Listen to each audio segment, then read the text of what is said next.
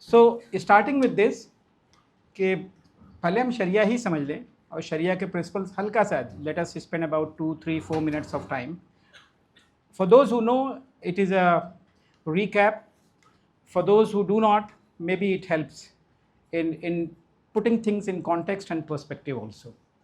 So हमें पता है कुरान के ज़रिए कि अल्लाह ताला ने इंसानों को क्यों पैदा किया, राइट? वमा खलक़तुल जन्न वल इंसा इल्ला लियअबुदून, राइट? इबादत के तौर पे। लेकिन हमारी इबादत जो है का अंदाज़ दूसरा है, क्योंकि और उसका पता कहाँ से चलता है? अल्लाह ताला से जब फरिश्ते बात कर रहे हैं, जब अल्लाह ताला ने अपने इस इंटेंशन का इजहार किया तो फरिश्तों ने कहा हम तो आपकी इबादत करते हैं, राइट? तो अब अल्लाह ताला ने हमें दुनिया में भेजा कि जाके दुनिया में मेरे एक प्लेनेट पे मैं तुम्हें एक पावर देता हूँ, अथॉरिटी देता हूँ, उसको मैनेज करके दिखाओ। तो वो उसको मैनेज करने अफेयर्स को भी वो हमारी इबादत के हिस्से में है। सिर्फ अल्लाहु अल्लाहु अल्लाहु होता तो there were other creators who were doing it all the time and better than us. हमें भूख प्यास हर तरह की शिद्दत एहसास सबके साथ पैदा किया गया है, और असल पर्पज़ ये है कि अल्लाह ताला देखना चाहता है कि हम में से कौन बेहतर करता है। लेकिन क्या बेहतर करता है, राइट? हमें दुनिया के अफेयर्स के बारे में, और इसके साथ साथ हमारा जो नेचर है इंसानियत का, it is considered to be खलीफतुल्लाह। इन्नी जाइलुन फिल अर्ज़ खलीफा, अल्लाह ताला अपना नायब पैदा कर रहा है, वाइसरेंट पैदा कर रहा है, एक इस प्लेटफॉर्म एक प्लैनेट पे भेज करके कि ये देखो तुम ये करो, राइट? सो पावर भी है हमारे पास। बहुत सारी मखलूक़ात के पास पावर नहीं है, इंसानों के पास पावर है, और उसी पावर का और उसी इबादत की जो है टेस्टिंग इस दुनिया में है। अल्लाह ताला ने ये भी कहा कि जब जब ज़रूरत होगी मैं अपने नबी और फरिश्ते भेजूँगा। बाकी लेकिन एक लॉन्ग स्टोरी है, but that is now what is the ultimate?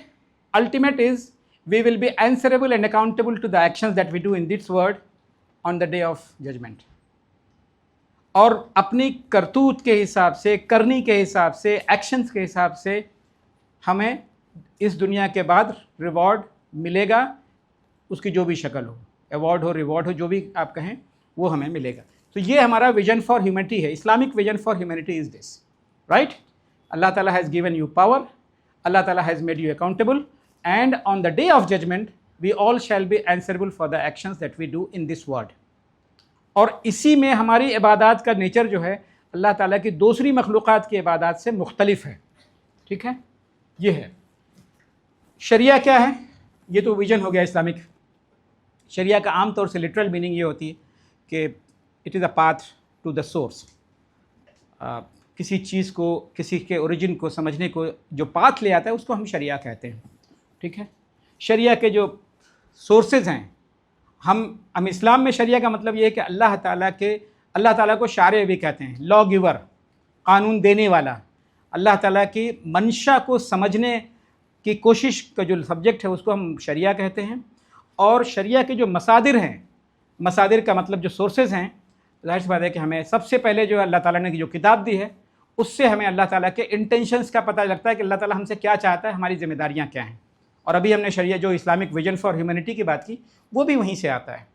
तो हमें जो है कुरान और जो अल्लाह की किताब है और रसूल सल्लल्लाहु के ऊपर वो किताब नाजिल हुई और उनकी ज़िंदगी में जो प्रैक्टिस हुई, उन्होंने जिस चीज़ को प्रैक्टिस किया, प्रैक्टिस में उनके अमल शामिल है, उनका कौल शामिल है, उन्होंने जो चीज़ होते हुए देखा उसको अप्रूव किया, डिसअप्रूव किया, सब शामिल है। उसको हम सुन्नत कहते हैं। सुन्नत की रिपोर्टिंग जो है अहादीस से भी मिलती है और अहादीसों की मुख्तलिफ़ तरीक़े से हम तक पहुँचे हैं। तो ये जो है प्राइमरी सोर्स हैं कुरान और सुन्नत। उसके अलावा अल्लाह ताला ने इंसानों के ज़रिए भी जो है शरीयत के समझने के सोर्सेज हैं, और जिसमें मुख्तलिफ़ अहादीस हैं। इतना टाइम नहीं है आज शायद हम जा पाने पे उसके लिए, लेकिन इज्तिहाद है, इजमा है, क़यास है, ये तमाम है। इज्तिहाद का मतलब ये कि a person exerts himself to know the intent of law giver and tries to apply that, इसको हम इज्तिहाद कहते हैं। और इसके पीछे जो हदीस, बहुत मशहूर जो हदीस है, कोई बताएगा? माज़ बिन जबल रज़ियल्लाहु अन्हु, हैव यू हर्ड ऑफ? उनको अल्लाह के रसूल सल्लल्लाहु अलैहि वसल्लम ने यमन का गवर्नर बना के भेजा था, और वो उनको जो भी सवारी रही उसको उसी पे बैठ के जा रहे थे, अल्लाह रसूल सल्लल्लाहु अलैहि वसल्लम उनको पकड़ करके हाथ साथ में चल रहे थे और उन्होंने पूछा कि मैं तुम्हें वहाँ भेज रहा हूँ, तुम कैसे फ़ैसले करोगे? उन्होंने कहा मैं अल्लाह की किताब से फ़ैसले करूँगा। हुज़ूर सल्लल्लाहु अलैहि वसल्लम ने पूछा कि अगर तुम्हें वहाँ न मिले तो क्या करोगे? तो उन्होंने कहा मैं आपके सुन्नत के फ़ैसले करूँगा। अल्लाह के रसूल कह रहे कि अल्लाह के रसूल जो है खुश हुआ अपने रसूल से। फिर उनका अगर वहाँ भी नहीं मिले तो क्या करोगे? तो उन्होंने कहा मैं इज्तिहाद करूँगा। ठीक है, इज्तिहाद और जिहाद में कंफ्यूज नहीं करिएगा प्लीज़, ठीक है? तो वरना वाला आकर के मारना शुरू कर देते सबको, तो मुश्किल। तो इज्तिहाद उन्होंने कहा कि I will exert myself to understand what is the intent of law giver. तो अब नबी सल्लल्लाहु अलैहि वसल्लम उनके लिए दुआ की और कहा कि अल्लाह का मैसेंजर अपने मैसेंजर से बहुत खुश हुआ। तो ये इज्तिहाद है। उसके अलावा कुछ और चीज़ें हैं, इजमा, क़यास वगैरह। आज हमारा मौजू ये नहीं है कि हम शरीयत के सोर्सेज पे जाएं, लेकिन ये बेसिक सोर्सेज हैं और इन्हीं के ज़रिए हम अल्लाह की शरीयत को, अल्लाह के तरीक़े को, अल्लाह की मंशा को समझने की कोशिश करते हैं।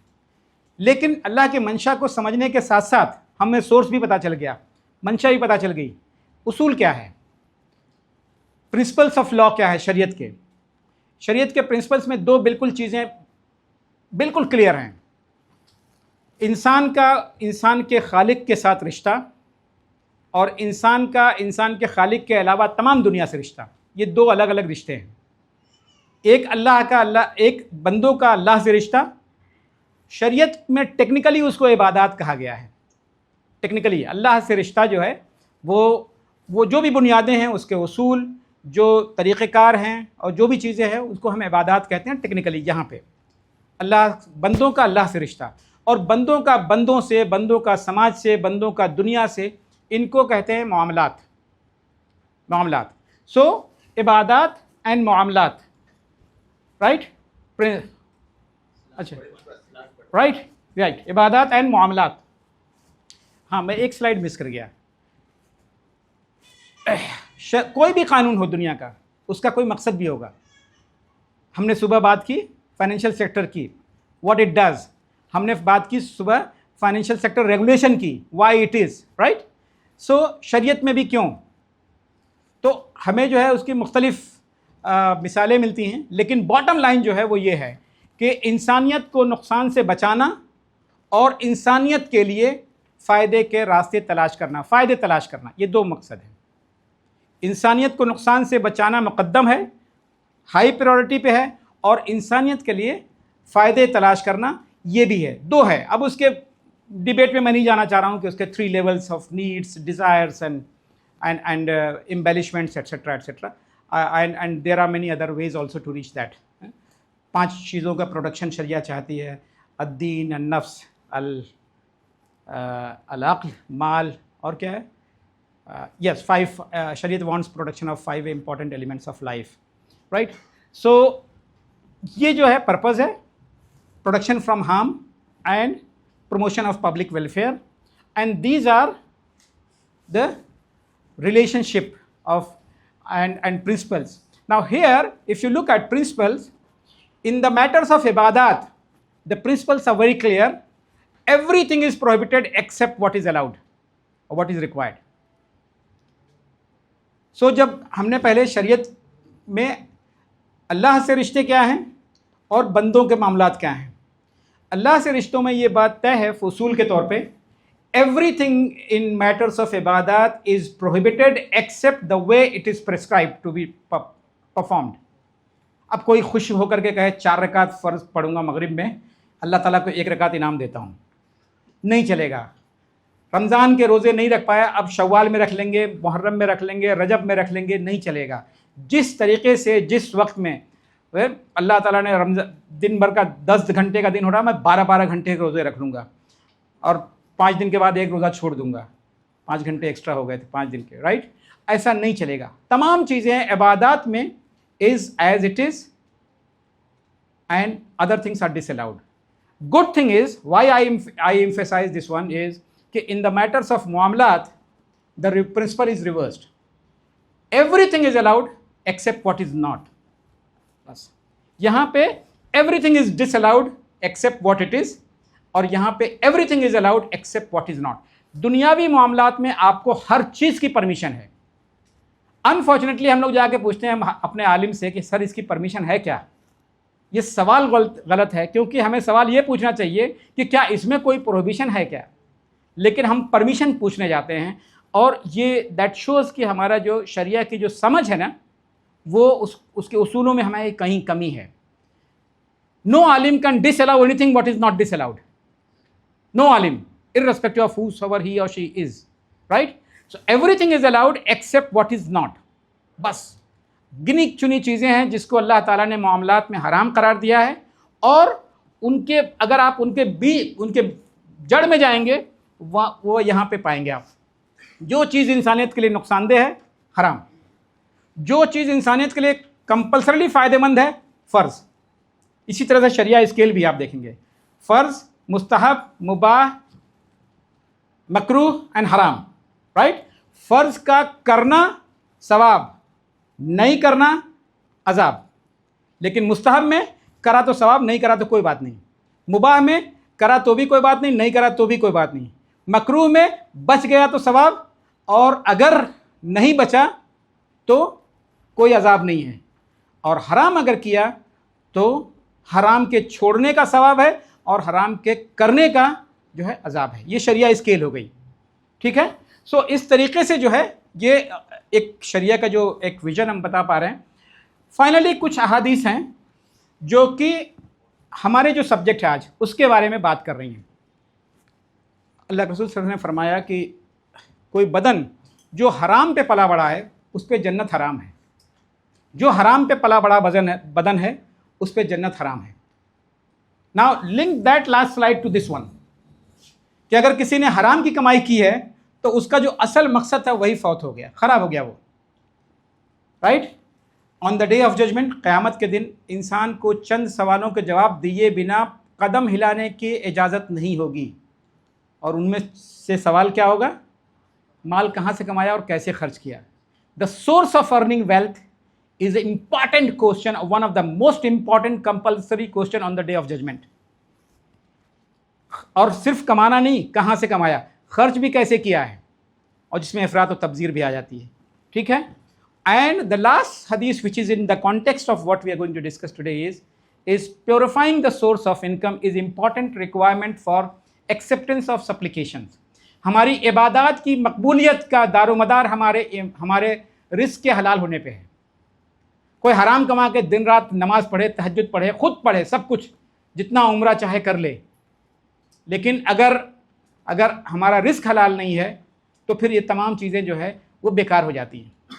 So that is the context for sharia, and in this context I hope we all understand why Islamic finance assumes significance in the life of people who believe in Islam, right.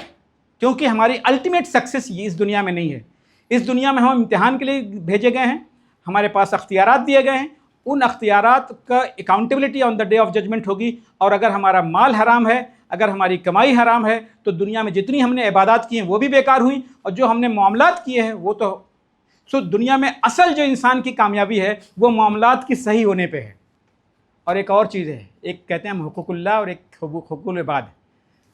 Allah ताला अपने हक़ माफ़ कर देगा, अपने बंदों के हक़ नहीं माफ़ करेगा। और मामलात में उसके बंदों के हक़ हैं और इबादत में उसका हक़ है, ठीक है। सो इस चीज़ को ध्यान में रखते हैं और हम लोग फिर आगे बढ़ते हैं। ये स्लाइड शायद मैंने लास्ट टाइम एडवेंचर पार्क में, आप लोग थे कोई? कैन आई रिपीट दिस और ये should I skip this?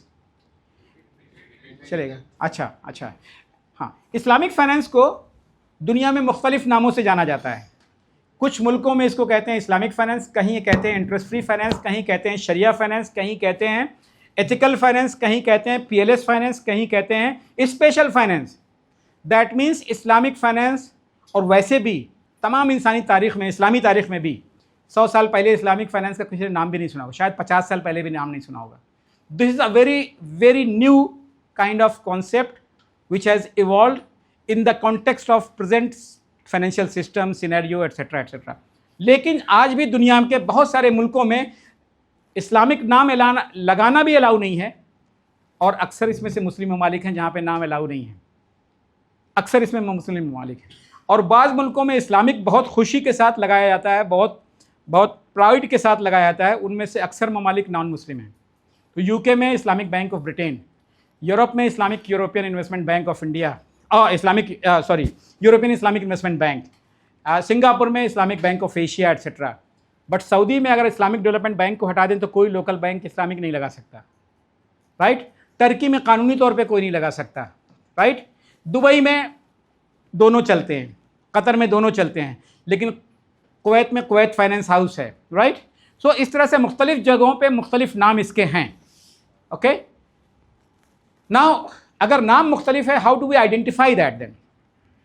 Basically it draws its principle from Islamic prohibition of life. So financial matter में 2, 3, 4 चीज़ें प्रोहिबिटेड हैं, उनको आप बचिए। उनको बचने के बाद आप उसका नाम इस्लामिक फाइनेंस रखिए, उसका नाम स्पेशल फाइनेंस रखिए, उसका नाम इंटरेस्ट फ्री फाइनेंस रखिए, इट डजेंट मैटर, राइट। सो वो हमें ध्यान रखना पड़ेगा कि इस्लामिक फाइनेंस में नाम से बहुत ज़्यादा फर्क नहीं है। हमारे मुल्क में क्या कहते हैं by the way?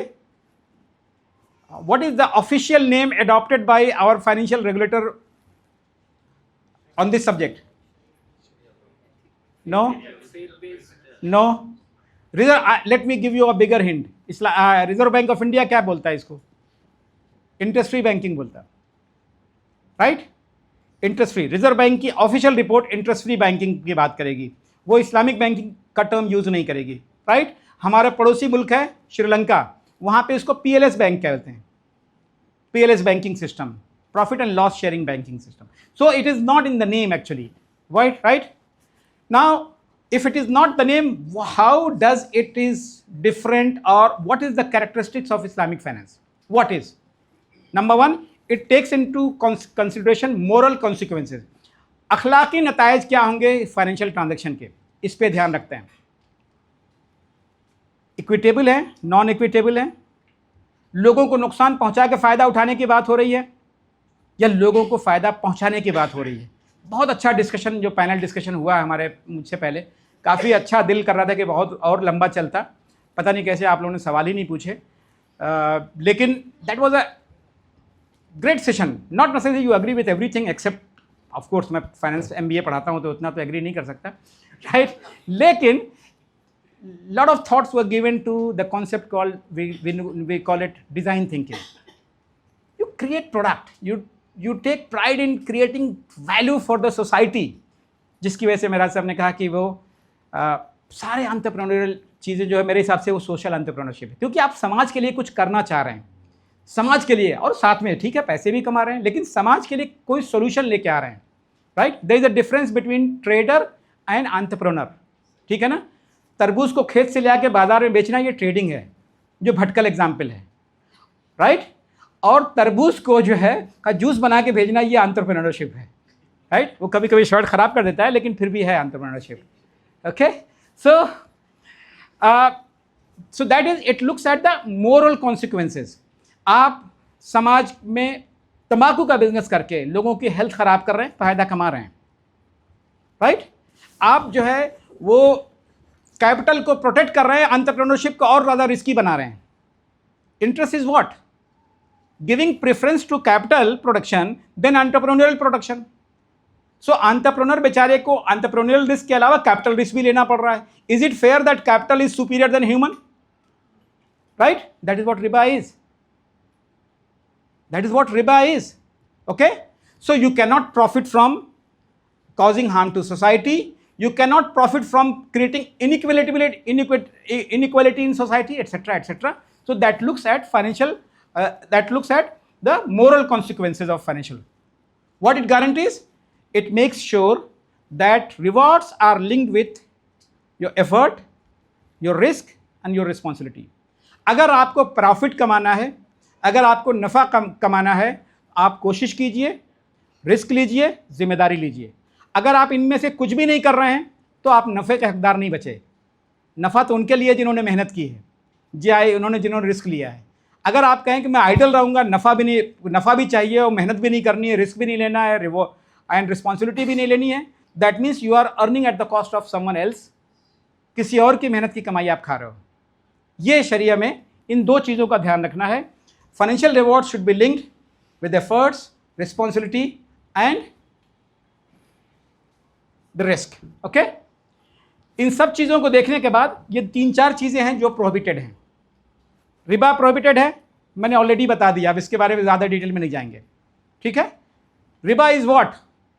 When the capital earns, capital is protected and capital is also assured to get return, while the other party which is actually working is not.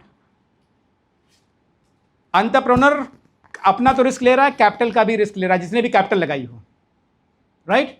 That is रिबा। Excessive risk, excessive risk is many times people trade in risk. There is a economics law which says that supply creates its own demand. जिस चीज़ की supply बढ़ती है उसकी demand create हो जाती है। अगर रिस्क जो है ट्रेडेबल कमोडिटी हो गई तो रिस्क को जो है लोग बेच लेंगे, और जो बेचने की, कौन बेच पाएगा रिस्क को? जो हम पैसे वाला हो। तो फिर बचेगा रिस्क किसके ऊपर बचा? जिसके पास पैसा नहीं है। सारे अमीर लोगों ने इंश्योरेंस ले रखा है, गरीबों के ऊपर बचा है। तो गरीब अगर बीमार पड़ा, उसका तो इंश्योरेंस नहीं है, अब वो पीछे चला गया है। One incidence of health can put families 20, 30, 40 years back, right? But the people who are rich enough, so it doesn't mean, I'm not trying to say, अभी आप कहीं ये ना सोचें कि सुबह तो अभी इंश्योरेंस के बारे में कुछ और बोल रहे थे, अभी कुछ और बोल रहे हैं। What I'm saying is, trading of risk is disallowed, sharing of risk is not. When people share the risk, everybody is pooling and everybody is sharing a portion of the risk. किसी एक के ऊपर अगर 1000 kg का wait है, वो उठा के दूसरे के ऊपर डाल दे तो सिचुएशन बदली नहीं है, सिर्फ पार्टी बदल गई है। लेकिन 1000 kg का वेट जो है 100 लोगों ने मिलकर शेयर किया तो बर्डन इज ऑन 10 kg पर person. This is sharing of burden, and shifting of burden is different, right? So when you share the risk and when you trade in the risk और when you shift the risk, both are not same. So excessive risk जो है वो uncertainty में आता है। इसके अलावा gambling, I don't think it requires anything, it is zero sum game, many a times minus sum game, and who knows better than Dream 11 people playing today, right? Many of them are ending up playing and spending a lot of money. And then financing or participating in religious, social, ethically harmful business, that I have already said. So इन्हीं सब चीज़ों से बचने के बाद जितना भी बचता है financial system, business activities, you are not obliged to go to ask whether it is permitted or not. You have to see only these things. If there is involvement in this, fine, we got to avoid it, otherwise it is perfectly fine. शरीयत के हिसाब से मामलात में हराम की तशखीस करनी, हराम पता करना है, हलाल जा के नहीं पूछना है, राइट? अदरवाइज क्रिएटिविटी ख़त्म हो जाएगी और हर कोई हर काम करने से पहले डरा रहेगा, जिसकी तरफ मिराज साहब ने भी इशारा किया कि क्रिएटिविटी कहाँ से आएगी जब you are looking at solution. लेकिन आप पहले से डरे हुए हो कि सोल्यूशन में कहीं हराम ना हो जाए, तो फिर तो सोल्यूशन नहीं आए, क्रिएटिविटी कम हो जाएगी बहुत। Okay, so this is about Sharia. Second, now coming that to application of the same, हमने सुबह बात की थी कि फाइनेंशियल सेक्टर के 3 पिलर्स हैं, राइट? आपको याद है जी? एग्जांपल देना चाह रहा हूँ, मिसाल के तौर पे 10 दिन पहले सोना 1 लाख रुपए तोला था, तो मैं ले लिया। 4 दिन पहले 1,04,000 तक गया, मैं लेके जाके बेच दिया। तो वो जो 4,000 आए मेरे को तो नहीं मालूम था बढ़ने वाला है। क्या घटने के लिए लेना चाह रहे थे? नहीं, कमाने के लिए। तो सही हुआ ना, फिर आपको नहीं मालूम था। अगर मालूम होता घटेगा तो लेते भी नहीं आप। आपको इतना मालूम था कि बढ़ने का चांस है। गिर भी सकता। हाँ, that is what it is. आपने रिस्क लिया ना, गिर सकने का रिस्क था, इसलिए upside is allowed. Got it? हाँ हाँ, पैसे लगा दिए, काम नहीं कर रहे, रिस्क ले रहा ना कैपिटल का। कैपिटल का रिस्क ले रहे। हाँ, तो कैपिटल का जो लगाया उसका रिस्क लिया। सोने का तो रिस्क आपके ऊपर नहीं डाल सकता ना, राइट? अपनी कैपिटल आपके पास लगाई और सो अपने घर में रहा है, राइट? आपके दुकान में आके सोएगा तो फिर उसका रिस्क अलग है, राइट? सो उसने कैपिटल लगाया, कैपिटल का रिस्क ले रहा है, फिर बाद में वो सोने में जो भी उसका रिस्क है वो उसका जाने। प्रॉफिट एंड लॉस दोनों शेयर करना। कैपिटल का जो रिस्क है वो ले रहा है, तो कैपिटल कंट्रीब्यूट किया है। एक अच्छा नुक्ता आपने निकाला, यू फ्रॉम शरिया point of view you can not lose what you have not contributed. You get a my point? आपने अगर कैपिटल लगाई है तो कैपिटल रिस्क में आपका रिस्क है। अगर आपने लेबर नहीं लगाया तो लेबर लॉस उसका है जिसने लेबर लगाया। Okay, so if he is a sleeping partner, his only risk is capital risk because that is what he has contributed to। तो शरीयत में जिसने जो कंट्रीब्यूट किया है उसमें उसी का रिस्क, उसका रिस्क वहीं तक महदूद है, राइट। अगर मैंने बिजनेस में शिरकत की है और कैपिटल के जरिए, तो कैपिटल का रिस्क मेरे पर होगा, लेबर रिस्क मेरे पर नहीं होगा। और आपने लेबर रिस्क लिया था, कैपिटल पूरी मेरी है, तो कैपिटल का रिस्क आपका नहीं होगा। You get that point. लेकिन हम दोनों ने कैपिटल लगाई है तो दोनों का कैपिटल रिस्क होगा। हम दोनों ने एक्टिव पार्टनर है तो हम दोनों का फिर पार्टनरशिप का भी रिस्क होगा, right. You can not lose what you have not contributed to, right. अगर ऐसे ही होगा कि you can contribute anything and I will lose anything, तो फिर तो रिबा वाली प्रोविजन भी अप्लाई नहीं होगी, राइट। रिबा में यही तो है ना कि रिबा में पैसे किसी और ने लगाए और पैसे का नुकसान जो है वो एंटरप्रेन्योर को झेलना पड़ रहा है। इसी को हम अनफेयर कह रहे हैं फ्रॉम शरिया point of view. You will lose what you have been taking participation of. तो अगर अब रेट बढ़ गया तो इससे तो गैम्बलिंग में नहीं आता। कैसे गैम्बलिंग में आएगा? तो फिर तो ब्याज में भी गैम्बलिंग होगी, हर चीज़ में गैम्बलिंग होगी। हम लोग ये सब जो पे कर रहे हैं ना, मतलब उसमें मॉनेटरी ट्रांजैक्शन ही चला कोई वर्क में जब चल रहा। सोने को आप कुछ समझते ही नहीं, औरतों से पूछिए। ऐसा नहीं है। आप जो है ना, देखिए गैम्बलिंग जो है, व्हेन माय लॉस और profit is at the cost of you. Lottery, right, सबने कंट्रीब्यूट किया और कोई एक जीता। देखिए there is a very good difference between trade and gambling. Trade में मैं कुछ दे रहा हूं और आप कुछ दे रहे हैं, right. We are exchanging certain thing. It could be money versus item, it could be item versus item because money has come very late, right? दोनों पार्टी ट्रेड तब करेंगी जब वो what they are giving is less important than what they are getting, वरना trade नहीं होगी। तो trade में दोनों party at the end of or at the conclusion of transaction will be happy, right? मेरे पास, मैं गेहूं का किसान हूं, गेहूं पैदा करता हूं, मैं गेहूं आपको दे रहा हूं और उसके बदले पैसे ले रहा हूं, फिर पैसे किसी और को दे रहा हूं, उससे सामान ले रहा हूं। What I am getting is more important in my eye, right, then what I am giving up. Okay, so ये है। गैम्बलिंग में दोनों पार्टी में से एक ही को गेन होने वाली है, दूसरा रोने वाला है। तो ये डिफरेंस है। लॉटरी लगाया, सबने लगाया लेकिन एक जीता। अब लॉटरी में जो जीता है उससे तो सबको नफरत होगी कि ये जीत गया, ये मेरा नंबर आने वाला था, अगला वाला, इसके पास वाला मेरा नंबर था, कुछ भी होगा। तो gambling creates heartburn in society and trade creates satisfaction and gain in society. तो दोनों में बहुत फ़र्क है ना।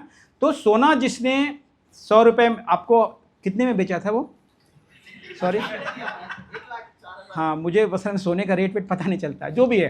तो आपने जो है जिससे ख़रीदा है, मुमकिन है कि उसने 90 में ख़रीदा हो, right.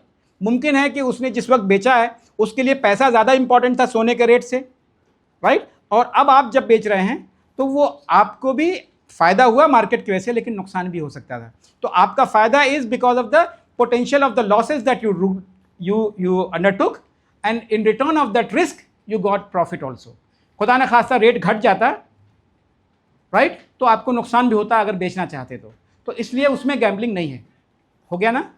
Thank you, right. Coming back to this, अच्छा, you are not able to see this colour actually, हाँ हाँ, लेकिन मैं बता दूंगा इसे आपको, आप परेशान ना हो, राइट। सो हमने 3 पिलर की बात की थी फाइनेंशियल सेक्टर में, राइट। पैसा, you need money for transaction, where it goes, bank. You need money for risk management, where it goes, capital market. सब लोग अभी 2 घंटे में आप लोग भूल जाते हैं। वहाँ पढ़ाया कुछ था, यहाँ देखा कुछ रहा हूँ, सब फिसल गए, राइट। यहाँ बीच में अभी क्या है, ये छतरी आपको क्या दिखाई पड़ रही है? Yes, right. You have money for transaction, money for precaution, money for speculation. In economics speculation means investment, right. You have money, you need money for 3 purposes. अपने ट्रांजेक्शन के लिए पैसे की ज़रूरत है, ओके, अपने प्रिकॉशन के लिए पैसे की ज़रूरत है, और अपने इन्वेस्टमेंट्स के लिए पैसे की ज़रूरत है। मेरे पास पैसा था इतना कि मैं रोज़मर्रा की चीज़ें खरीद सकूं, पैसा कुछ बच गया तो मैंने कुछ बचा के रखा है कि अगर मेरे साथ कोई खुदा ना खास्ता ज़रूरत पेश आई तो उसको बचा के रखा है ताकि मेरी वो रिस्क पूरा हो जाए, कभी खुदा ना खास्ता। और उससे भी ज़्यादा पैसा अगर है तो फिर हमने कहा पैसे से कि अब तुम भी काम पे लग जाओ। ठीक है, ये 3 चीज़ें हैं, 3 पिलर हैं। अब इसमें जो है सबसे बड़ा इशू क्या है, अगर आप इसको पूरे सिस्टम को, ये मेन स्ट्रीम फाइनेंशियल सिस्टम है, बैंकिंग पर से हराम नहीं है, राइट? उसूल अभी देख लिया ना।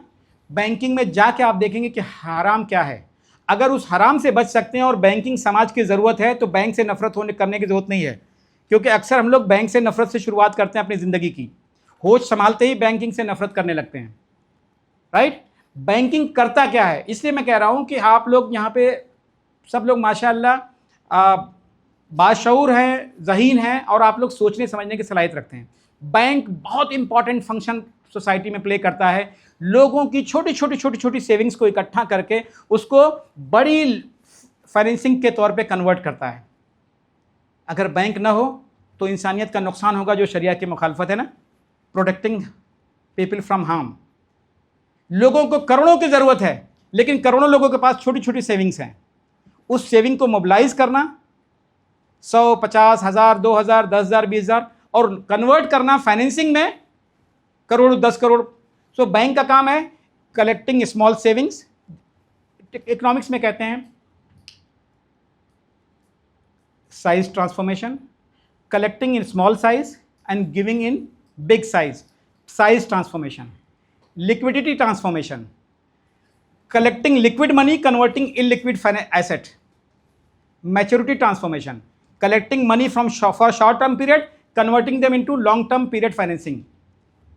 लोन्स जो है मैंने आपको सुबह बताया था, डिमांड डिपॉजिट जब चाहे विड्रॉ कर लो, डिमांड लोन नहीं होता है, जिस पीरियड के लोन दिया उसके बाद ही वापस आएगा, राइट?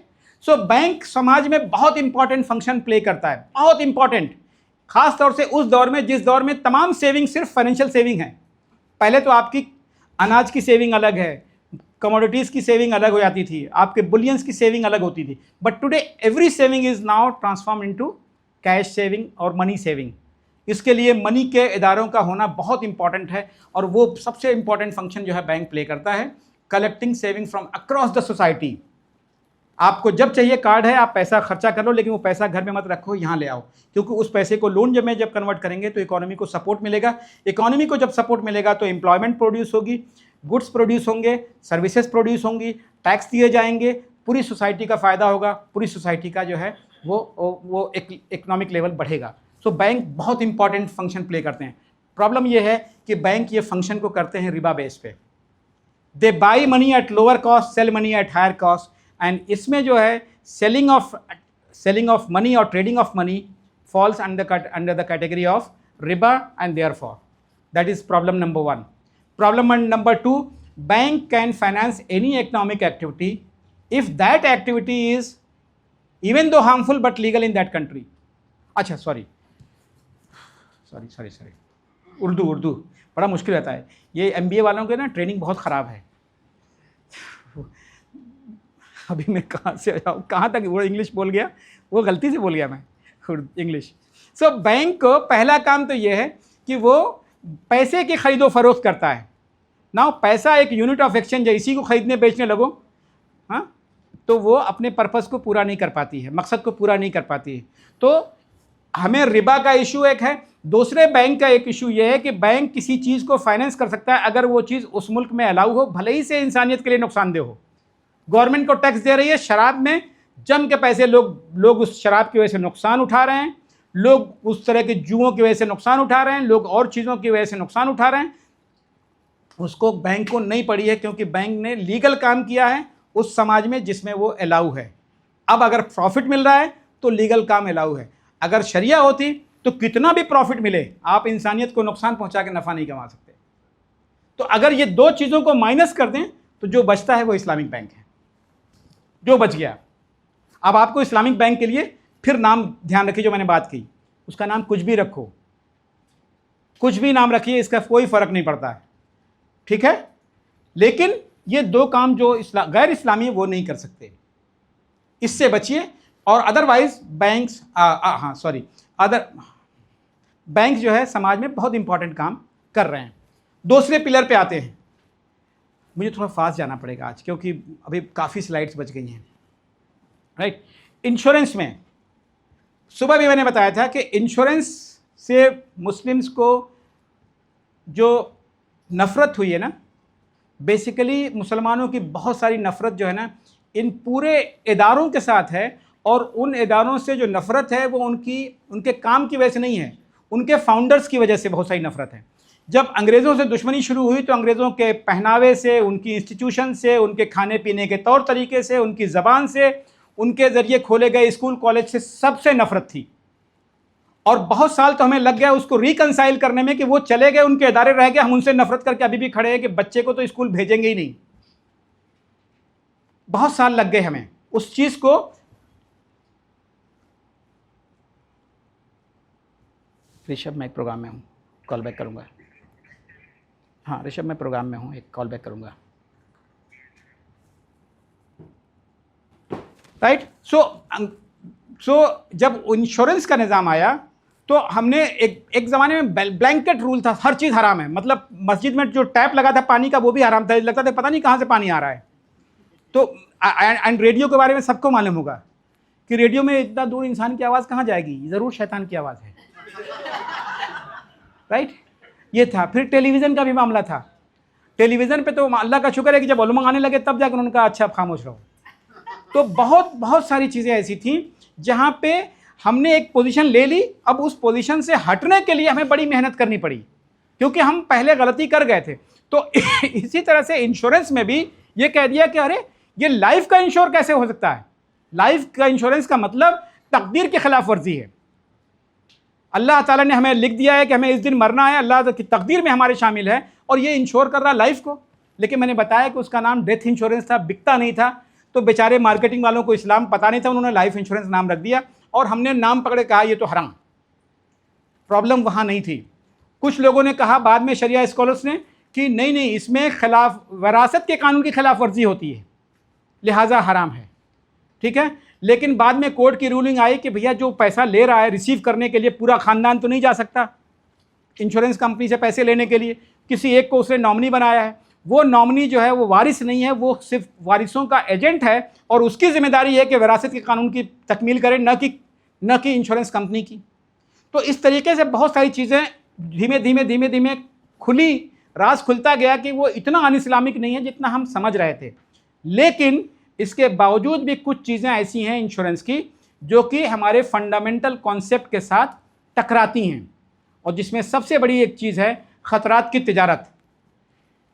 इंश्योरेंस कंपनी आपके ख़तरात को ख़रीदती है, क्योंकि ख़तरात एक नेगेटिव आइटम है, रिस्क जो है एक नेगेटिव आइटम है, तो इसलिए आपको बेचने के बावजूद पैसा भी देना पड़ रहा है, क्योंकि आप नेगेटिव चीज़ बेच रहे हैं। नुकसान के इम्कानात को बेच रहे हैं तो इसलिए पैसा देना पड़ रहा है। फ़ायदे के इम्कानात को बेचते तो पैसा मिलता, लेकिन नुकसानात के इम्कान को बेच रहे हैं तो पैसा देना पड़ रहा है। जो पैसा आप दे रहे हैं वो प्रीमियम दे रहे हैं, तो आपने प्रीमियम दे करके अपने ख़तरे को इंश्योरेंस कंपनी को दे दिया, खरीद लिया इंश्योरेंस कंपनी ने। फिर इंश्योरेंस कंपनी ने कुछ और प्रीमियम मिला करके वो खतरा री इंश्योरेंस को बेच दिया। फिर री इंश्योरेंस ने वो खतरे को मिला करके बेचा सबको, उसको बोलते हैं रेट्रो।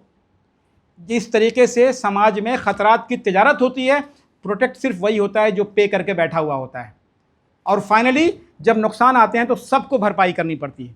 तो जो ख़तरात की तिजारत है वो एक सबसे बड़ा इशू है, जिसको हम गरर भी कहते हैं। गरर की और भी निशानियां हैं, लेकिन उसके बारे में मैं बात नहीं कर पाऊंगा अभी से। टाइम आप तो कह रहे थे कि बहुत टाइम है आज। अच्छा, ओके ठीक है, ओके ठीक है।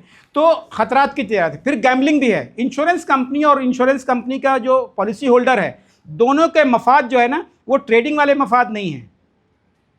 इंश्योरेंस कंपनी को प्रॉफिट तभी आएगा जब वो क्लेम कम दे, और इसीलिए जब आदमी क्लेम लेता है बहुत सारा प्रीमियम देने के बाद, तो डॉक्टर जब पूछता है इंश्योरेंस है तो कहता है हाँ, बिल बढ़ा दो जितना चाहे, बहुत दिनों से प्रीमियम दे रहा था, क्योंकि उसको मालूम है कि प्रॉफिट कमाने का अभी टाइम आया है।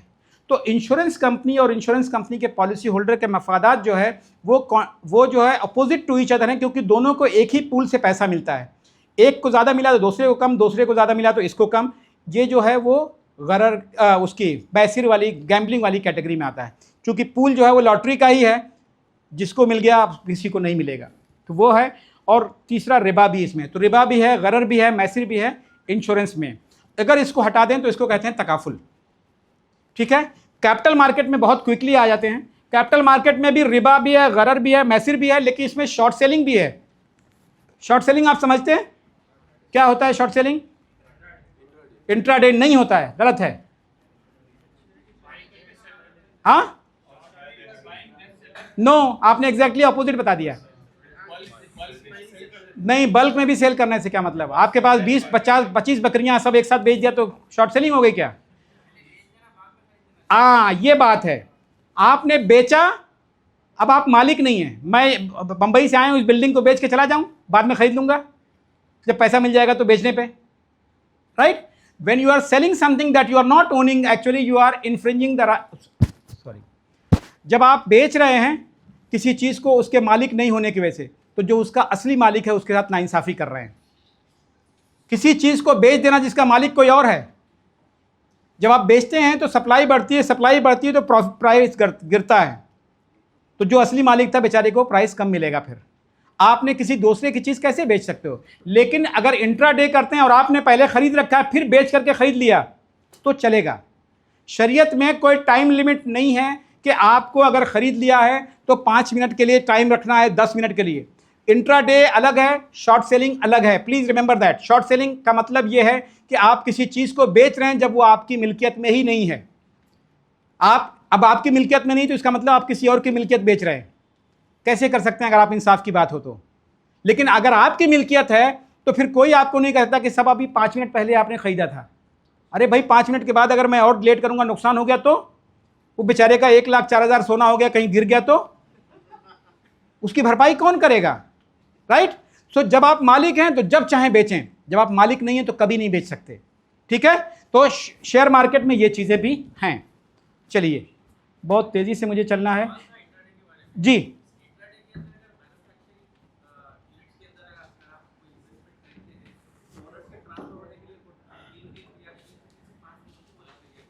देखिए, दैट्स अ गुड क्वेश्चन।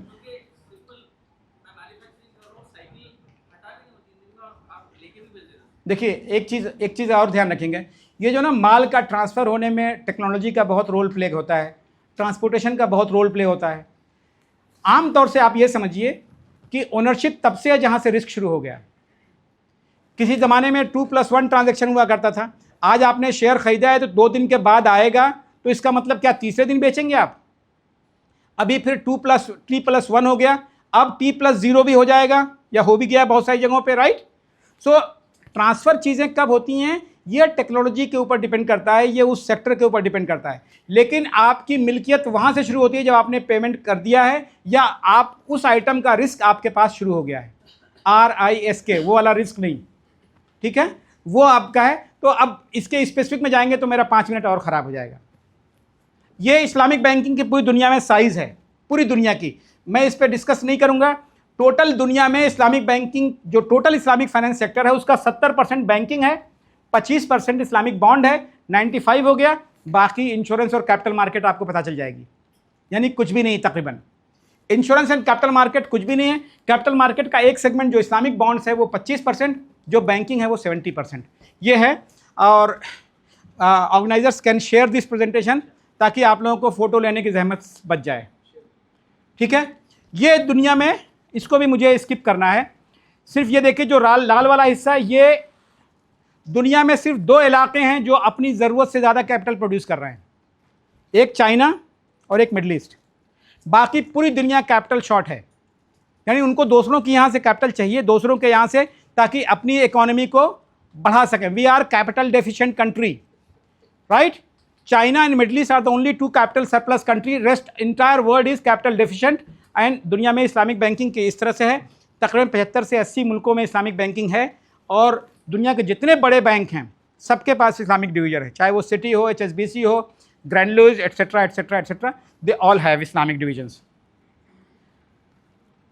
हाँ, इसको भी छोड़ सकते हैं क्योंकि मुझे नोटिस मिल चुका है पीरियड का भी।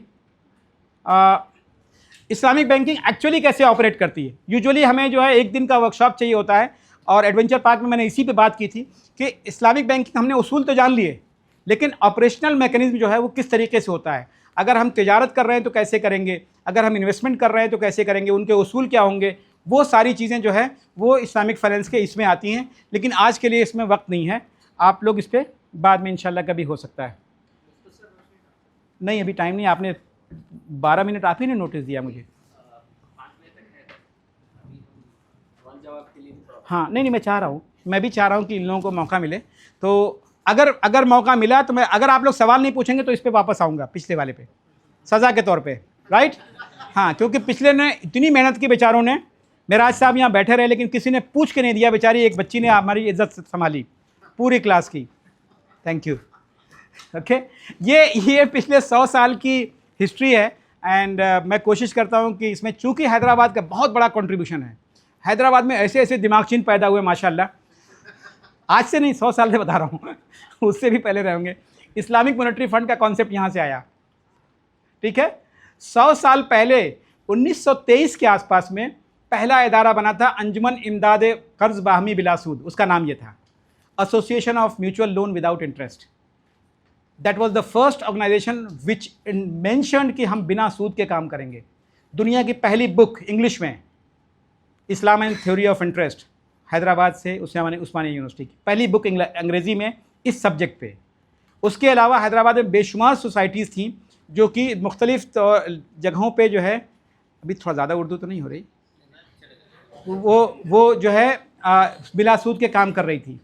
इसी तरह से जो है वो हैदराबाद में ही एक था कि इकोनॉमिक्स में अगर कोई प्रोफेसर कोई पीएचडी कर रहा है तो इकोनॉमिक्स का प्रोफेसर भी होगा और इस्लामिक स्टडीज़ का प्रोफेसर भी होगा उस बच्चे को गाइड करने के लिए, राइट। हम लोग तो एक प्रोफेसर से परेशान हो जाते हैं, वहाँ 2-2 प्रोफेसर होते थे उस ज़माने में 1930s में। So those were the days. लेकिन ये जो हिस्सा है हम बताना चाह रहे हैं कि डिकेड्स है नीचे की तरफ, 1920s 30s so and so fourth 100 years. उसके बाद से एकेडमिक वर्क कब शुरू हुआ, फिर नॉट फॉर प्रॉफिट वर्क कब शुरू हुआ, फिर फॉर प्रॉफिट कब शुरू हुआ, ये not for profit and for profit community का कब है, और उसके बाद मेन स्ट्रीम के लोग कब आना शुरू हुए। अगर आप मेन स्ट्रीम को देखेंगे तो यहाँ से करके जाएंगे तो ये पता चलेगा कि Tata core sector equity fund, और नीचे जाएंगे तो मालूम होगा 1990s की बात है। ये 1990s में जब ये फंड लॉन्च हुआ था उस वक्त तक शरिया स्क्रीनिंग का नाम भी किसी ने नहीं सुना था, बाद में शरिया स्क्रीनिंग आई है, पहले शरिया फंड आया है। सो दैट वाज कोशिश, और उसमें भी जो इंस्पायर हुए लोग थे, जिन लोगों ने उनको इंस्पायर किया था टाटा वालों को लॉन्च करने के लिए, वो हैदराबाद की एक सोसाइटी थी तूर बैतुल माल, उससे इंस्पायर होकर के उन्होंने बम्बई में जाके कुछ काम किया और फिर वहाँ से उन्होंने टाटास को कन्विंस किया। तो इस तरीके से 100 साल की हिस्ट्री है इस्लामिक फाइनेंस की। इसमें आज की तारीख में आप देखेंगे तो शरिया फंड्स हैं, 3 शरिया फंड्स हैं, Tata, taurus and quantum ethical fund, 3 fund हो गए, और 2 स्टॉक एक्सचेंज हैं, BSE NSE मेजर। BSE के पास 1 शरिया इंडेक्स है और NSE के पास 3 शरिया इंडेक्स है। इसके अलावा गवर्नमेंट ऑफ इंडिया का एक कंपनी है GIC री, जनरल इंश्योरेंस कॉर्पोरेशन री इंश्योरेंस का री लिखते हैं। वो इस्लामिक जो इंश्योरेंस कंपनीज हैं या जिसको तकाफुल कंपनी कहते हैं, उनका बिजनेस सेंट्रल गवर्नमेंट की कंपनी करती है। तो आज की तारीख में हमारी सेंट्रल गवर्नमेंट भी इस्लामिक फाइनेंस के बिजनेस में है और हज़ारों करोड़ रुपए के बिजनेस में है, हज़ारों करोड़ रुपए का ये है। इसके अलावा एक स्टेट, केरला स्टेट की एक एजेंसी है KSIDC, Kerala state industrial development corporation, उसने एक एंटिटी प्रमोट की थी जिसका नाम आज है चेरामन फाइनेंशियल सर्विसेज लिमिटेड, जो इस्लामिक NBFC है। That is the only NBFC in the country and supported by state government.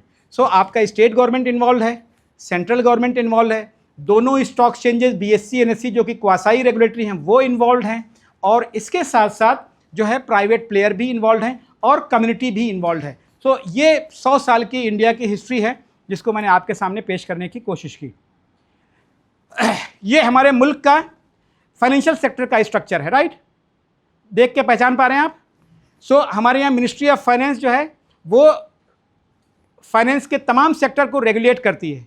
ये ओके, ठीक है। फाइनेंशियल मिनिस्ट्री ऑफ फाइनेंस के अंदर जो है आपके रिजर्व बैंक ऑफ इंडिया है, वो बैंकिंग और नॉन बैंकिंग को रेगुलेट करता है।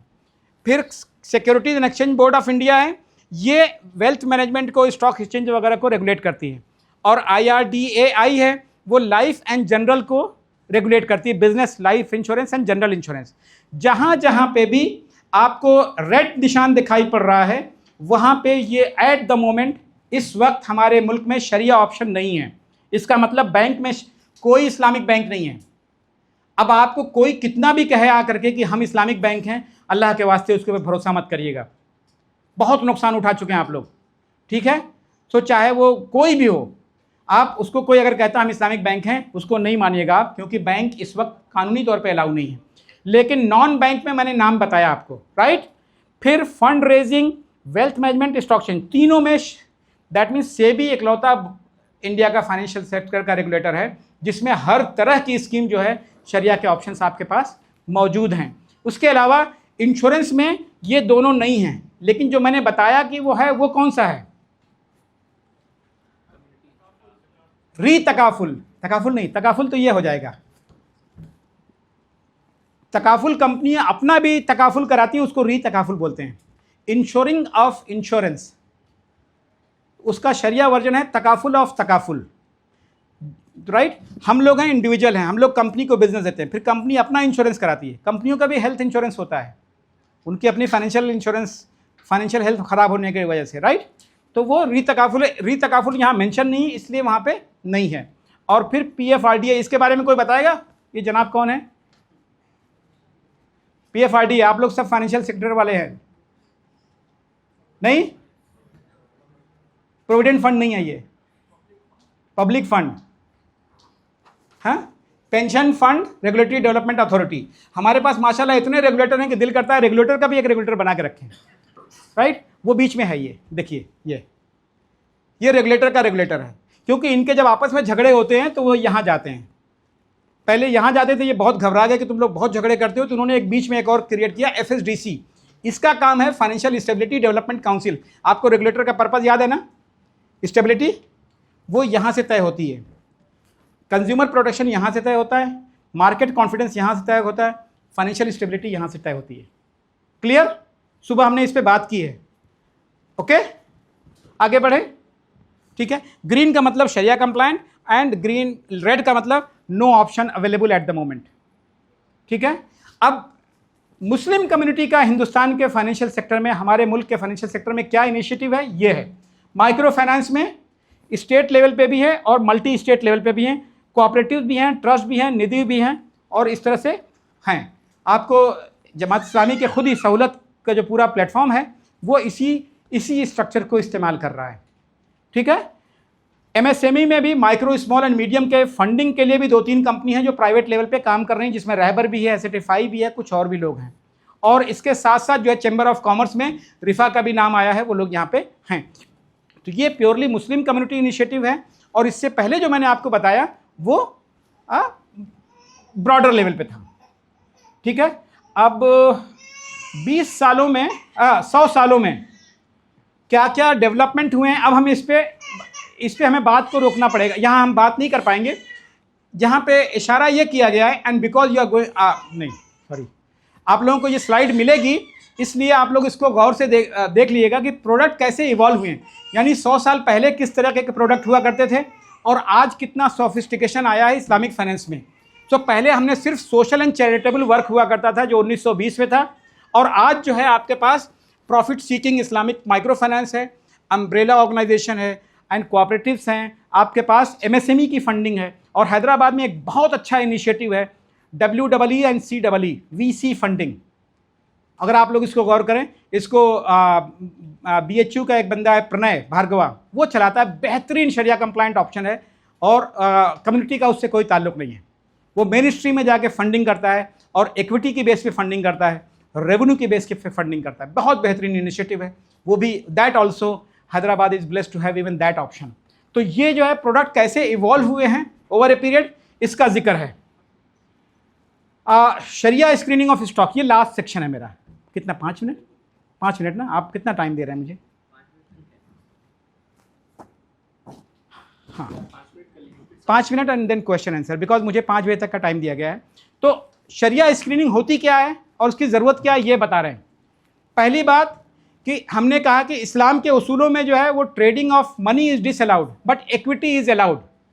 जो इक्विटेबल हो, लोगों का sharing of risk and reward हो, तो उस चीज़ को वो इक्विटी जो है अलाउ है, क्योंकि इसमें ओनरशिप भी है। तो शरिया के हिसाब से इक्विटी अलाउ है। लेकिन मॉडर्न बिजनेस में जो है शरिया कंप्लाइंट इक्विटीज बहुत कम अवेलेबल हैं, बहुत कम अवेलेबल हैं। तो जो अवेलेबल है उनको पता लगाना पड़ेगा, और पता लगाने के प्रोसेस को स्क्रीनिंग कहते हैं। ठीक है, 100% शरिया कंप्लाइंट तो और भी कम अवेलेबल है।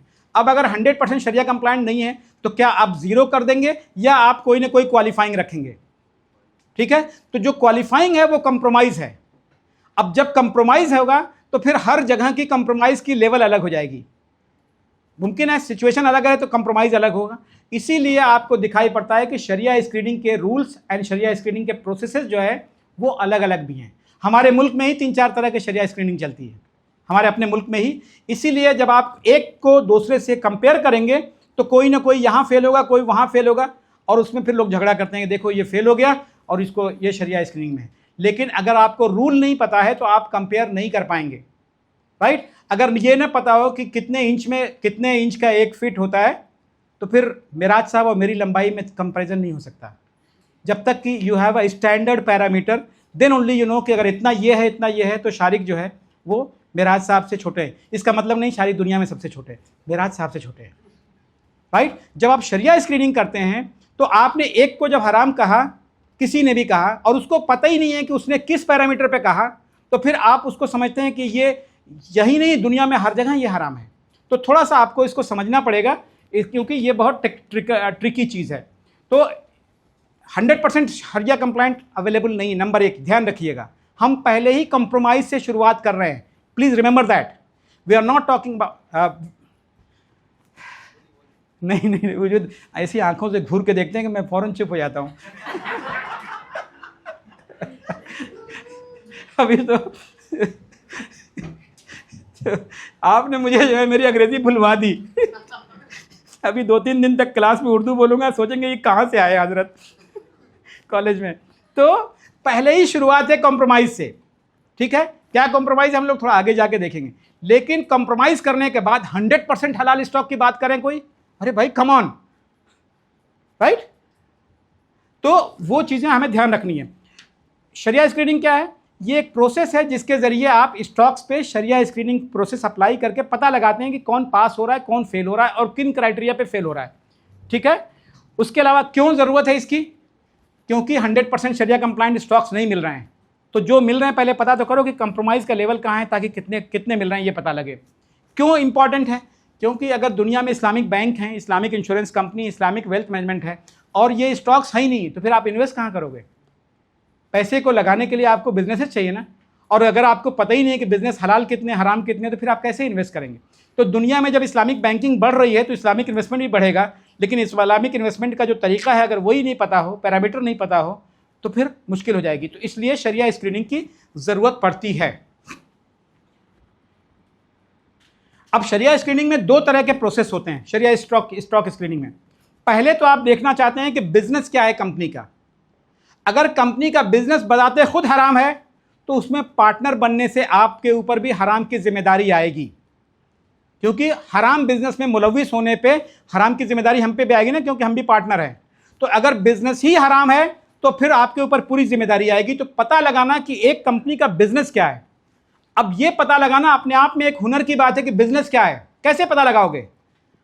कोई कहेगा मैं जाके मेमोरेंडम देखूंगा, कोई कहेगा जाके मैं फैक्ट्री देखूंगा, कोई कहेगा मैं प्रोडक्ट देखूंगा, कोई कहेगा मैं रेवेन्यू देखूंगा, पैसे कहां से आए, राइट। इसमें भी फर्क हो गया ना, फर्क हो गया ना। तो बिजनेस स्क्रीनिंग पहली होती है, यह पता लगाना कि कंपनी पैसे कहां से कमा रही है। हिंदुस्तान में हम लोग पैसे को बुनियाद बनाते हैं, पैसे आए कहां से। अगर हराम से आए तो हराम बिजनेस है, ठीक है। आपने कागज में, क्योंकि यहां पे मालूम है कि कंपनी में सीए जो है जब कंपनी बनाता है तो हमको भी नहीं पता क्या ऑब्जेक्टिव उसने डाल रखे हैं।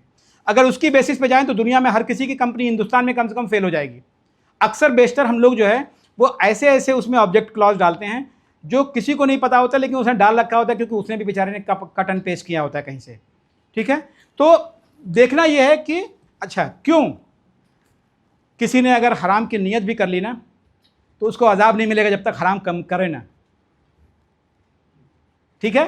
और अगर नेकी की नियत कर ली तो मीटर शुरू हो गया, ठीक है। तो अगर यहां पे लिख भी दिया लेकिन अगर अमल नहीं किया है तो अभी तक जिम्मेदारी शुरू नहीं हुई है। तो पहला लेवल है लुकिंग एट द बिजनेस क्या करती है, प्रोडक्ट क्या करती है, ये देखना। ठीक है, अब अगर ये सही है तो अगले लेवल पे कंपनी की फिर स्क्रीनिंग होगी, जिसको हम फाइनेंशियल स्क्रीनिंग कहते हैं। यानी कंपनी हलाल बिजनेस में है, कंपनी के कमाई हलाल है, लेकिन कंपनी के कमाई करने के तरीके में ज़रूरत के वक्त वो कर्जा लेती है, कभी कभी कैश सरप्लस हो जाता है तो कहीं इन्वेस्ट कर देती है, और कभी कभी बहुत ज़्यादा कैश उसके पास पड़ा रहता है और कैश की ट्रेडिंग भी हो सकती है। तो ये तीन चीज़ों को जो है, पैसा कर्जे पे, सूद पे कर्जा लेकर के कंपनी के कारोबार को चलाना, कैपिटल शॉर्ट हो गई, एक वजह हो सकती है।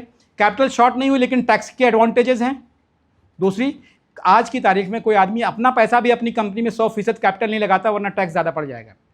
राइट, तो ये देखने को हम फाइनेंशियल स्क्रीनिंग कहते हैं। पहला बिजनेस स्क्रीनिंग, दूसरा फाइनेंशियल स्क्रीनिंग। फाइनेंशियल स्क्रीनिंग में तीन चीज़ें देखते हैं।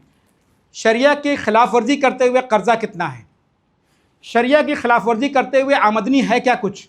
क्यों, बिजनेस तो हराम नहीं है, लेकिन फिर भी आप एग्जाम्पल लीजिए आईटी कंपनीज का, राइट, या आप एग्जाम्पल लीजिए जितनी भी कंसल्टिंग कंपनी है, उनके रेवेन्यू सरप्लस होते हैं, उनको वो बॉन्ड में लगा करके, कैपिटल मार्केट में लगा करके सूद कमाती हैं, या कैश इकट्ठा कर रही होती है कि टेक ओवर करना है, तब तक उस पैसे को लगा दिया सूद पे और वहाँ से कमा रही हैं।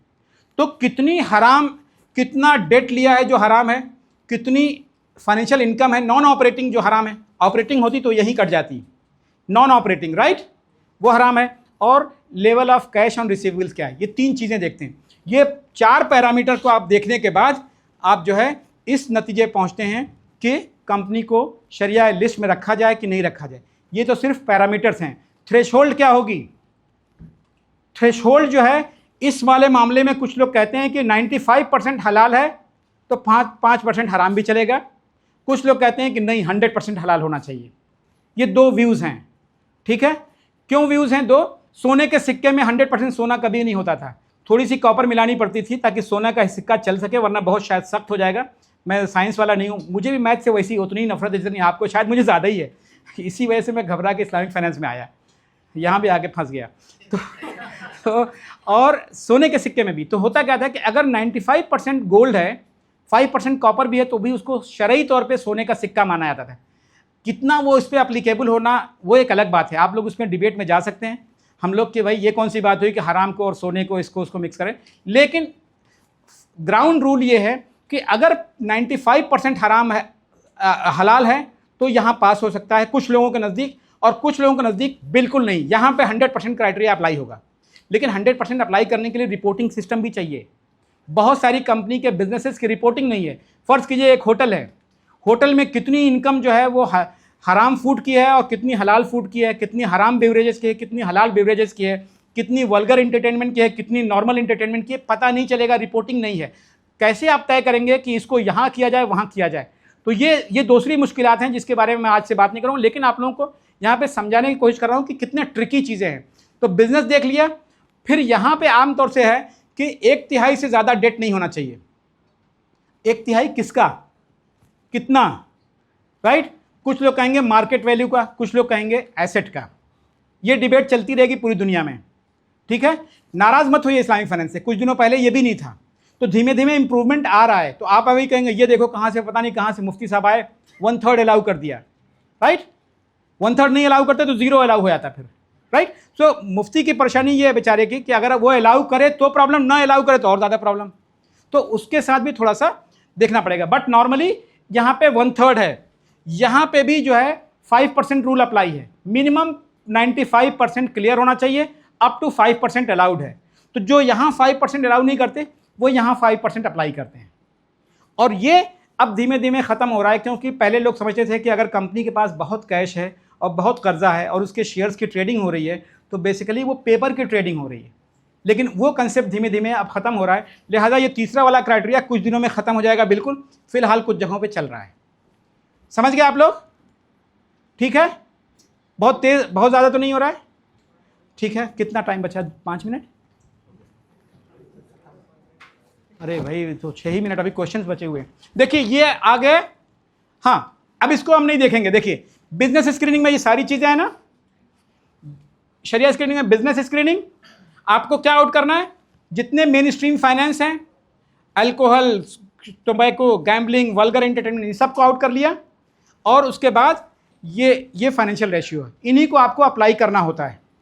बहुत क्विकली मैं ख़त्म करने की कोशिश कर रहा हूँ। बॉम्बे स्टॉक एक्सचेंज में क्या रूल है, ये तमाम बिजनेसेस आउट हैं, ये तमाम alcohol, gambling, tobacco, vulgar entertainment, animation content, exhibition of films, media. जाहिर सी बात है कि मीडिया आज कौन सा हलाल काम कर रही है, राइट? यू आर ओके ना? ये मैंने बनाया है भाई, right? Okay. Media content, production, distribution of films, main stream, conventional financial services, non हलाल फूड, बेवरेजेस, नार्कोटिक सब्सटेंस, ये सब, ठीक है। हालात को देखते हुए हमने मीट को भी आउट किया है फिलहाल। सेहत सबको प्यारी है ना? हाँ, नहीं, दूसरी कम्युनिटीज भी इन्वॉल्व हो जाती हैं इसमें। इसमें क्या होता है, अगर मीट और लेदर आउट करते हैं तो लॉट ऑफ अदर कम्युनिटीज आते हैं, अदर रिलीजियस कम्युनिटीज, उनको लगता है कि ये हमारे रिलीजन के सबसे करीब है, खासतौर से जैन कम्युनिटी के। तो इस तरीके से होते हैं। फिर ये बोरविंग्स में यहाँ पे 25% क्राइटेरिया है, ग्लोबली 1/3 का है, 33% का, यहाँ पे 25% है, ठीक है। ऐसा नहीं है कि हम बहुत इस्लामिक होना चाह रहे हैं तो इसलिए थोड़ा सा टाइट हो गए हैं, इसलिए कि इतना करने के बावजूद भी अच्छी खासी कंपनी मिल जा रही है, तो फिर कंप्रोमाइज़ क्यों ज़्यादा करना, सीधी बात ये है, राइट। और इम्प्योर इनकम का जो क्राइटेरिया है वो यहाँ पे 4% है of the total income. Globally 5 है, यहाँ 4 है।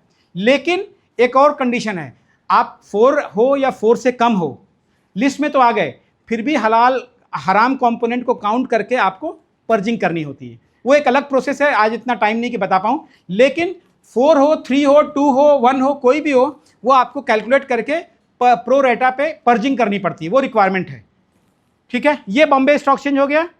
अब हम नेशनल स्टॉक एक्सचेंज पे आ गए। ये कंपनीज आउट है, माफ़ कीजिएगा मैं थोड़ा तेज़ चल रहा हूँ ताकि आप लोगों को मौका मिले। और यहाँ पे अगर आप देखेंगे डेट क्राइटेरिया 25 है, लेकिन यहाँ पे इम्प्योर इनकम क्राइटेरिया 2.5 है। बीएससी में अभी 4 है। अब कल जाके कन्विंस करता हूँ उनको, कल मेरी मीटिंग है, शायद अगर कुछ कम करना हो, लेकिन अभी फिलहाल ये है। लेकिन 2.5 पे भी पर्जिंग करनी है और 4 पे भी पर्जिंग करनी है, ये ध्यान रखिएगा। विदाउट पर्जिंग जो है वो अलाउ नहीं है, लेकिन एनएससी में फिलहाल ये क्राइटेरिया है और बीएससी का मैंने आपको दिखा दिया है पहले। ये पूरी दुनिया में, ये वेस्टर्न वर्ल्ड में शरिया स्टॉक्स की क्या पोजीशन है, ये इस्लामिक वर्ल्ड में, और ये इंडिया में। ये आज बैठ के हमारे तरगीब ने यहीं हमारे साथ बैठ के बनाया है इसको, ठीक है। तो वेस्टर्न वर्ल्ड में यूनाइटेड स्टेट में 52% शरिया कंप्लाइंट स्टॉक्स हैं। टोटल लिस्टेड का 52% शरिया कंप्लाइंट है, राइट। यूके में 50% है, जर्मनी में 43% है। इस्लामिक वर्ल्ड में भी रफली इंडोनेशिया में 43, पाकिस्तान में 37 and Nigeria 23, Bangladesh 41, Egypt and finally India में 39.5% है। तकरीबन 2184 कंपनी इंडिया में। ये नंबर ऑफ कंपनी जो पासिंग शरिया स्क्रीनिंग, ये total listed, and this divided by this into 100 is this percentage, ठीक है। तो ये आपको नंबर मिल रहा है यहाँ पे। पिछले 12-13 सालों में इंडिया की जो सिचुएशन है वो ये है। टोटल लिस्टेड कंपनी ये हैं। जब बिजनेस स्क्रीनिंग रन की तो कितनी घट गई, ये। जब फाइनेंशियल स्क्रीनिंग रन की तो ये बची। तो जो ग्रीन है, this is after 2 levels of screening, दोनों लेवल की स्क्रीनिंग के बाद टोटल लिस्टेड माइनस हराम माइनस फाइनेंशियली हराम, ये करके पिछले 12-13 सालों का ये डेटा आपके पास, ये हार्डकोर रिसर्च है जो आपके पास 12-13 सालों का यहाँ पे मिल जाएगा इंशाल्लाह नंबर के साथ। जिनको रिसर्च करना हो, एमबीए नहीं, ठीक है। ये इंडिया में इतने सारे लोग शरिया स्क्रीनिंग करते हैं, इतने सारे लोग। तासीस is advisor for NSC Islamically, आप सब लोग जानते होंगे, बहुत सारे लोग। जमजम भी एक हैं, शरिया cap, this is organization I am part of currently. और हाँ, और बीएससी में ये है शरिया इक्विटीज़, तरगीब यहाँ बैठे हुए हैं, Islamic stocks, Zoya, etcetera etcetera. तो ये सारे लोग हैं जो कहीं ना कहीं देते हैं। लेकिन जब आप कंपेयर करें तो प्लीज़ पहले आप पता करिएगा कि रूल क्या अप्लाई किया है, वरना अगर रूल अलग है, 4% भी है, 2.5% भी है, कोई ना कोई किसी न किसी फेल करेगा।